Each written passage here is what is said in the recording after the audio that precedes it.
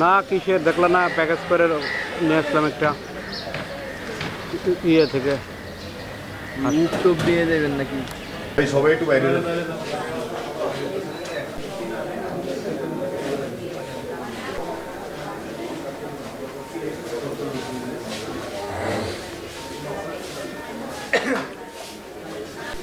ভাই কিছু জানেন নাকি ব্যাপারে?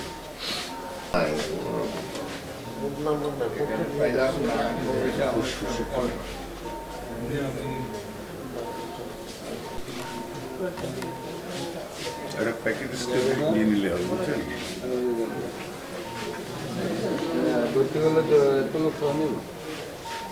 থেকে ফ্লাইওভারে টঙ্গী যাওয়ার পথে টঙ্গী পূর্ব থানা এরিয়ায় ফ্লাইওভারের উপরে দুইটা মোটর বাইকে 5-7 জন দুষ্কৃতিকারী আমাদেরকে অটোরিক্সা অ্যাটাক করে। তারা আমাদের কাছে আমাদের মানি ব্যাগ, টাকা পয়সা, মোবাইল নিয়ে যায়। আমরা সব শরীরে দিয়ে দিই, আমরা কোনো তর্ক বিতর্ক করি না। তার উপর জুড়ে আমাদেরকে ছুরি দিয়ে আঘাত করে, ধারালো অস্ত্র দিয়ে, বুকে, মাথায়, হাতে, পায়ে। আমরা অসুস্থ করি, প্রচুর রক্তক্ষরণ হয় আমাদের।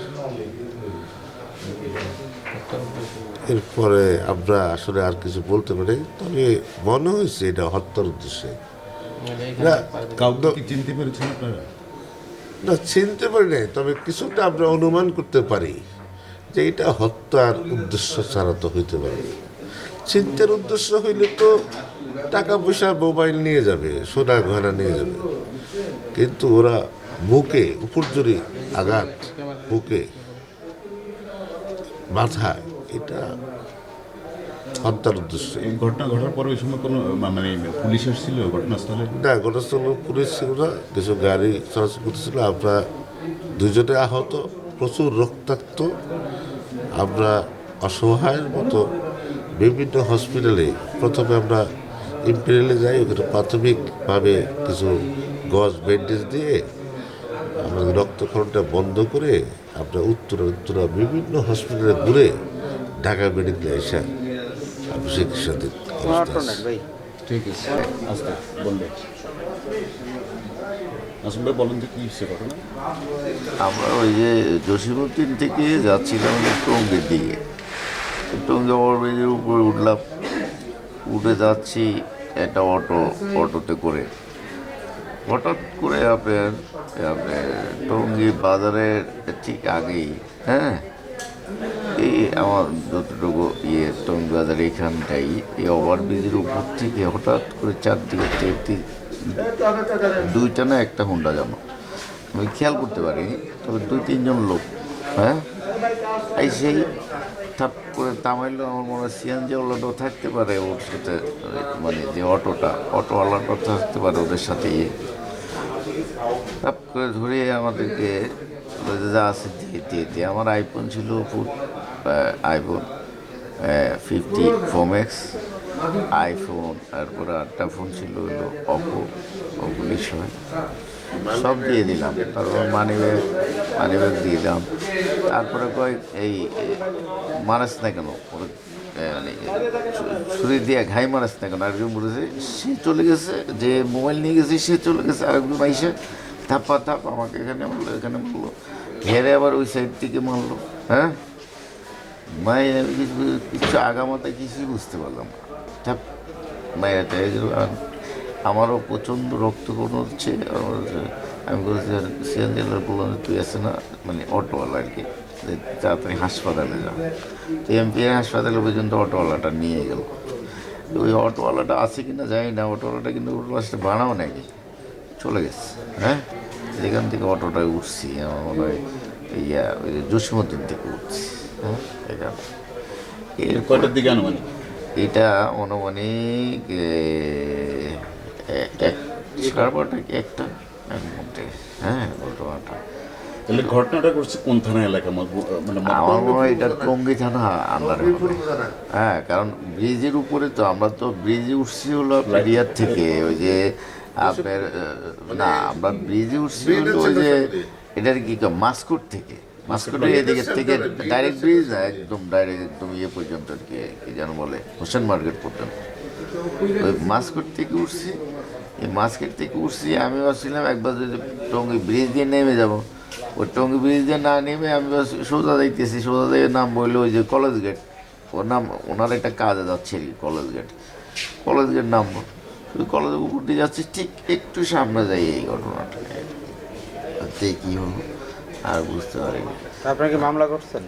না, আমরা মামলা করিনি। প্রথমে গেলাম হলো আপনার একটা হাসপাতাল, যেটা হলো ওই যে এম্পেরিয়াল হসপিটাল, ওটাতে যাওয়ার পরে ওনারা আমাকে এটি করে দিল, তারপরে ওরা রাখলো না, ওখান থেকে নিল হলো আমি কিসেন্টে গেলাম, তারপরে গেলাম হলো লোবানায়, তারপরে আরেকটা কি হাসপাতাল ওখানে গেলাম, ওরা কেউ জায়গায় রাখলো না, বললো তারপরে ঢাকা মেডিকেল যাইতে হবে, এখন রাখলো বুঝে নেই, তারপরে ঢাকা মেডিকেল আসলাম অনেক ইয়ে করে এই আর কি।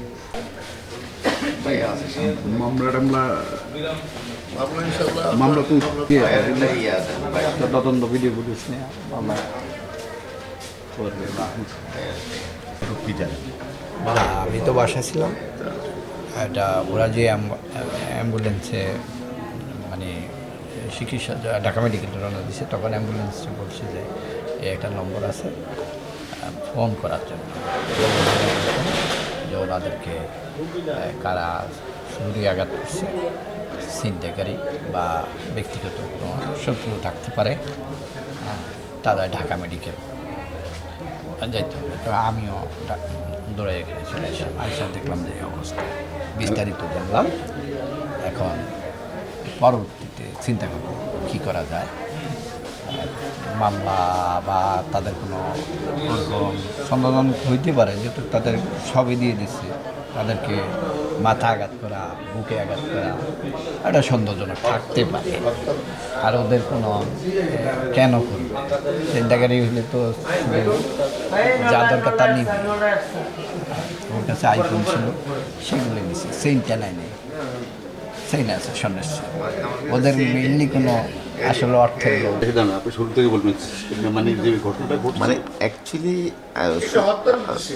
আমি ওনার শত্রুতা আমি আছে কিনা তাদের সাথে সেটা আমি, আমার কোনো শত্রু নাই কেউ, আমার লাইফে আমি জীবনে জানি না আমার কেউ শত্রু আছে বলে। হ্যাঁ, কিন্তু আমি উঠছি হলো জসিমউদ্দিন থেকে। হ্যাঁ, জসিমউদ্দিন উঠতেছি, আমরা তো আমাদের মতো করে যাচ্ছি। হ্যাঁ, হঠাৎ করে ব্রিজের উপর এইভাবে আসলো, আইসা কিন্তু ওনাকে কিন্তু বেশি আঘাত করছে। তারা আমার ওই যে জ্যাকেট খুলতে, জ্যাকেট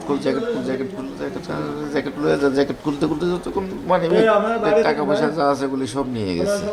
হ্যাঁ, তারপরে সব নিয়ে গেছে, আইফোনটাও নিয়ে গেলো। নেওয়ার পরে হঠাৎ করে এখানে চেনটা বোধহয় খেয়াল করেনি মনে হয়, চেন কিন্তু আছে আমার গলাতে। হ্যাঁ, এটা বোধহয় খেয়াল করে। হ্যাঁ, এখন ওরা কী করলো, এই যে আমার আইফোন নিছে সে কিন্তু আমাকে কোনো আঘাত করে। হ্যাঁ, আইফোনটা ফোন মানি ব্যাগটা যারা নিস, সে আরেকটা ছেলে এসে ফটফট করে আমার কাছে না 2টা আঘাত করে দিল এখানে। হ্যাঁ, এখানে একটা, এখানেটাই, মানে ওরে বলতেছে যে তুই মারিস না কেন, মানে ওকে ফাঁদ দাস না কেন। হ্যাঁ, কি যেন ওদের ভাষায় ওরা বলতেছে, ফটফট করে আসে না আমাকে 2টা মার দেবো। এনে তোমার কোথার থেকে কী হয়ে গেল আমি বুঝাই, আমি তো মানে কত 10-15 মিনিটের ভিতরে এরকম এখন না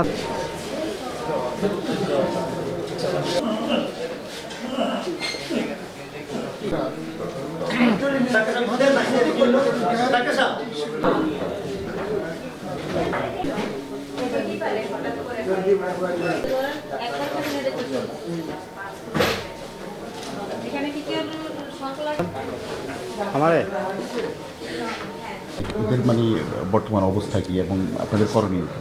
আচ্ছা, আমাদের কাছে যে দুজন পেশেন্ট আসছে তারা একসাথে আসছে দুইজন, এবং তারা হচ্ছে ফিজিক্যাল অ্যাসল্টের পেশেন্ট আর কি, মানে আঘাত পেয়ে আসছে।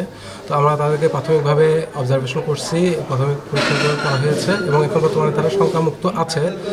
তারপরেও আমাদের যেটা প্রোটোকল ওই অনুযায়ী আমরা একটু অবজারভেশনে রাখছি। এখন পেশেন্ট যথেষ্ট স্টেবল আছে, তার প্রয়োজনীয় যে ইনভেস্টিগেশনগুলো ওগুলো আমরা দিয়েছি, সেটা অনুযায়ী ব্যবস্থা চলতেছে আর কি। এখন পেশেন্টকে অবজারভেশন থাকার পর পেশেন্ট যদি নর্মাল থাকে ইনশাল্লাহ আমরা হয়তো বা পরবর্তীতে তাদেরকে ডিসচার্জ করে দেবো। এখন তারা তুলনামূলকভাবে শঙ্কামুক্ত আছে। ঠিক আছে। আপনার নামটার কি পরিচয় একটু বলুন। আমি ডক্টর সাব্বির, এখানে রেসিডেন্ট ডক্টর হিসেবে আছি।